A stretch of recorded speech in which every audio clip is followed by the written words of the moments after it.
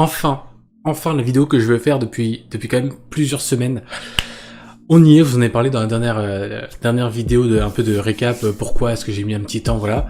C'est une vidéo qui me trotte beaucoup dans la tête et je pense que vraiment en espace commentaire ou même en s'adressant à moi directement par DM ou autre, on peut débattre ensemble sur la société de consommation et le lifestyle, dans le sens où forcément quand on vit lifestyle, quand on suit un peu toutes les trends, les tendances, hein, pour ceux qui sont pas bilingues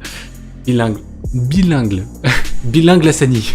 En gros, l'idée c'est de débattre ensemble. Je vais vous donner mes idées, ce que moi je pense. Bien sûr, je ne peux pas penser à tout, mais l'idée c'est de débattre ensemble et de se dire, ok, comment est-ce qu'on peut lutter contre la consommation, voire la surconsommation, et en même temps se faire plaisir et répondre à ses besoins, entre guillemets, puisque le lifestyle ne répond pas à un besoin, qu'on soit clair. Si t'as besoin de chaussures, tu vas à Decathlon, hein, tu vas à Decathlon, t'achètes ta paire de Kalenji, on n'en parle plus. Okay, là c'était pas du tout ce dont il est question. Déjà, je pense qu'il y a une façon très très simple de vivre le lifestyle et déjà et de vivre les trends en général. Je pense que avant d'acheter quelque chose, ou alors quand on a souvent tout ce qui est un peu hype comme bon les Yeezy, bon voilà j'en parle pas, mais toutes les sorties un peu hype, un peu toutes les collabs avec que ce soit Nike, ASICS, Adidas, voilà, c'est des choses qui sortent à un moment donné et souvent c'était sur file d'attente. C'est des releases, il y a des pré-orders, enfin bref, vraiment un truc, c'est un engrenage quoi, si vous voulez, c'est pas juste voilà, je me rends sur le site et j'achète. Donc je pense que dès qu'il y a l'annonce, dès qu'il y a un truc qui te plaît, tu peux te poser déjà la question, est-ce que j'en ai vraiment besoin? Ok, la réponse est souvent non, parce que au bout de 3 paires de chaussures déjà la réponse est non. Mais est-ce que j'en ai vraiment besoin, et surtout est-ce que ça me fait vraiment envie? Et bien entendu, est-ce que financièrement je peux me le faire? Parce que après financièrement, bon voilà, c'est chacun chez soi, certes à l'heure actuelle, mais chacun pense comme il veut, hein, si vous préférez claquer 200 balles dans une paire de chaussures, mais pas finir le mois en mode pâtérie. Dans tous les cas, la question c'est est-ce que j'en ai vraiment besoin, et surtout est-ce que je les veux vraiment. Moi ça m'est arrivé plein de fois de voir des bah là très récemment, là on est le 21 mars, il y a une paire de Yeezy qui est sortie, une paire noire, donc c'est exactement les mêmes que moi. Ouais, donc c'est exactement celle-ci, hein, les Yeezy 350 classiques. Comme c'est une paire que j'aime beaucoup et qu'en plus souvent les coloris qui sortent actuellement ils sont pas ouf. C'est toujours des coloris un peu moyens, et en plus les Yeezy noirs c'est super stylé. Je me suis dit ouais, je me les prendrais bien. Ok. Une semaine, là j'ai laissé mûrir l'idée pendant une semaine. Et finalement, j'ai pas commandé. Parce que je me suis dit, ça sert à rien, j'ai plein de paires de chaussures, en plus ça coûte méga cher, donc voilà. Et donc je pense que c'est un peu tous ce qu'on doit... ce dont... C'est un peu le chemin mental qu'on doit faire, je pense, avant de faire un achat aussi conséquent. Et surtout, enfin que ce soit conséquent ou pas pour moi. Et surtout, vraiment savoir si ça en vaut vraiment le coup, quoi. Je pense que sur certaines paires, là il y a... Bon, et je vous le balance, il y a une paire que je rêve d'avoir, qui va sortir bientôt. Je pense que je l'aurai pas parce que ça va être une exclue Japon ou un truc comme ça, je pense. C'est une paire de chez ASICS en collaboration avec le shop Atmos. Okay, c'est un shop japonais qui est ultra coté, et Sean Wotherspoon. Donc il faut savoir que quand je vous avais présenté mon top 10 de mes paires de chaussures préférées, le top 1 c'était Sean Wotherspoon et le top 2 c'était Atmos.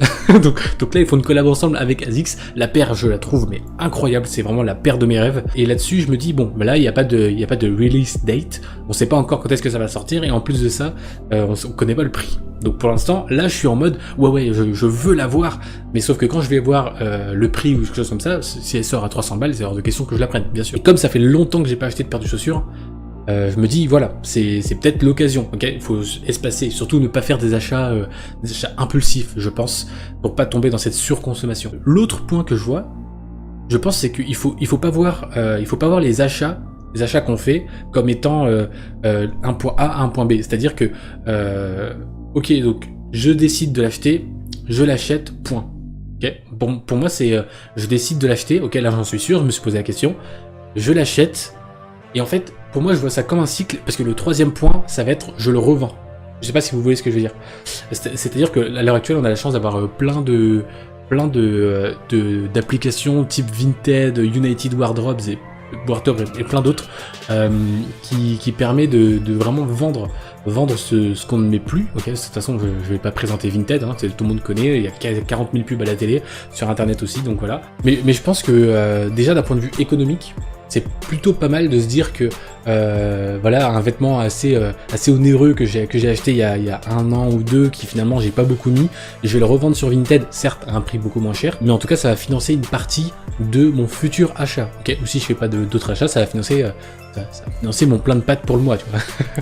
Autre chose, je pense aussi que il faut pas hésiter à acheter sur les applications comme ça, parce que finalement si c'est un cycle comme ça et que j'achète en retail, je porte, ou je l'ai mais je porte pas forcément, et ensuite je revends sur l'application, finalement si tout le monde fait ça, en fait on peut vraiment avoir des choses stylées, quoi. Et puis de toute façon sur Vinted c'est blindé de gens qui revendent plein de sneakers, plein de vêtements assez quali, ok. Par contre pour les sneakers faut se méfier, parce que c'est souvent beaucoup plus cher que le prix retail, le prix de vente d'origine. Je vous avais fait une vidéo sur comment être au courant de toutes les sorties vêtements, sneakers, voilà, tous les réseaux qu'il fallait suivre, tous les sites internet sur lesquels il fallait aller. Bien sûr il faut y aller, ok, si on est intéressé, mais il faut y aller avec modération, je pense, parce que vraiment ces trucs là c'est fait bien sûr pour informer, mais aussi pour donner envie. Faut pas oublier que c'est du marketing, donc c'est vraiment créer le besoin chez la personne, et que surtout de manière générale on se pose pas trop la question, on se dit ok ouais c'est une paire de ouf, il me la faut, tu vois. C'est souvent ce qui m'arrive, heureusement il y a une semaine de délai entre les deux. Mais en tout cas je pense que si j'ai un conseil à vous donner, ou un truc à partager, c'est que ne pas hésiter à vendre, vraiment. Souvent il y a des gens qui vont essayer de négocier des trucs sur Vinted, genre tu vends un manteau neuf qui vaut 200 balles, tu le vends à 100 ou 150. Souvent les gens ils vont dire ouais je te le prends pour 50 €. Non, ne faites pas ça. Ne faites pas ça s'il vous plaît, ne faites pas ça. Après on peut toujours négocier, hein, mais bon c'est une question de respect de la personne, respect du produit et du bien aussi qu'on souhaite acquérir. Après c'est mon point de vue. Des fois je vois, ça me fait aparté, ok, vraiment aparté. Des fois je vois dans des que ce soit dans des reality shows ou des trucs à la télé, quand on va chez les gens, tu vois ils ont des dressings ou des placards blindés de chaussures, blindés de vêtements, genre vraiment, tu vois souvent dans les reines du shopping. Ok, je regarde pas les reines du shopping. Oui, vous me jugez pas comme ça. Ok, il m'est arrivé de tomber comme par hasard sur les reines du shopping. Ok, ça arrive à tout le monde. Et quand ils visitent souvent la penderie de la personne, les dressings, et je me dis mais comment tu peux avoir autant de choses? Je pense que c'est aussi beaucoup de choses qui coûtent pas très cher, tu vois, genre souvent beaucoup de paires de chaussures que t'achètes vraiment pas cher dans les magasins. Par pas cher j'entends autour de je sais pas entre 20 et 40 €, d'accord? Mais sauf que quand t'as 100 paires de chaussures, 20, 40, t'additionnes le tout, finalement en fait c'est de l'argent jeté par les fenêtres de manière incroyable, quoi. Pour moi, à partir du moment où tu mets une paire de chaussures genre une fois par an, c'est que tu sais que tu dois t'en séparer. Pour moi, après c'est mon avis personnel. Mais c'est pour ça que je pense que lifestyle c'est bien, suivre les trends.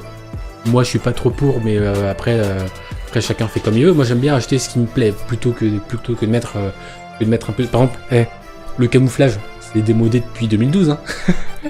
Pourtant bon, les vis le fait encore et je le porte encore parce que voilà, je kiffe le pull, je kiffe la matière, j'ai kiffé le produit, quoi. Vraiment je l'ai touché, j'ai fait ok, toi je te prends tout de suite. Mais ouais, voilà. J'aimerais aussi que si vous êtes chaud ou OP, j'aimerais bien qu'on discute dans les commentaires, genre vous puissiez me dire ce que vous en pensez.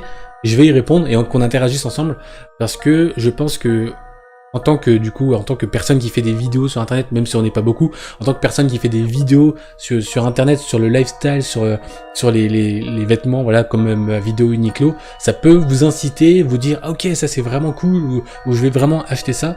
Et du coup, je pense que je me dois aussi de dire l'autre côté. Certes, il faut peut-être acheter ça, mais il faut aussi faire attention à l'autre partie, à ne pas tomber dans la surconsommation, ne pas avoir 1 milliard de trucs. Par exemple, je sais pas si vous vous rappelez, j'avais une penderie, je la regarde là, parce qu'elle est juste là, la penderie avec tous mes pulls de toutes les couleurs. J'adore ça, j'adore avoir plein de pulls, que ce soit des crewnecks ou des hoodies comme celui-ci. J'adore avoir plein de pulls de toutes les couleurs parce que j'aime bien faire des outfits. Mais par exemple, je sais que peu importe la marque, même si c'est ma marque préférée, Adidas, j'achèterai jamais un deuxième pull hoodie en camouflage. Ok, ça existe, il y en a plein. Je prendrai pas non plus d'autres pulls blancs crewneck parce que j'ai déjà un Adidas par exemple, et j'ai un Okusai même. Ça se trouve vous n'êtes pas d'accord du tout, ça se trouve vous dites bah non, moi je pense qu'il vaut mieux acheter tout sur un coup de tête et une fois que ça arrive à la maison, de toute façon on a 15 jours pour envoyer, ou alors je vends, ou je donne, enfin, je pense qu'on peut se permettre de se faire des petites folies de temps en temps et de suivre sa passion, parce que mine de rien les vêtements et les chaussures c'est une passion, ok. Quand je vois par exemple la paire que je vous ai montré quand je l'ai vu la première fois, j'étais waouh le truc de ouf et tout, c'est dinguerie. Parce que voilà, puis je travaille aussi dans le monde des vêtements, donc tout ce qui est textile, matière, coupe, styling, tout ça, ça m'intéresse énormément, donc forcément je suis un petit peu plus sensible là-dessus. Et en plus de ça, c'est vrai que ça fait plaisir. Vraiment, c'est une passion qui peut coûter très cher et c'est pour ça qu'on doit faire attention, ok? Et on se dit à plus tard, je vous ferai une vidéo très bientôt, j'espère, je sais pas trop pourquoi, sur quoi, parce que toutes mes prochaines vidéos impliquent de sortir dehors, ok? Donc on verra ça, mais en tout cas, vous aurez de mes nouvelles extrêmement bientôt et on se dit à plus tard. C'était Brice.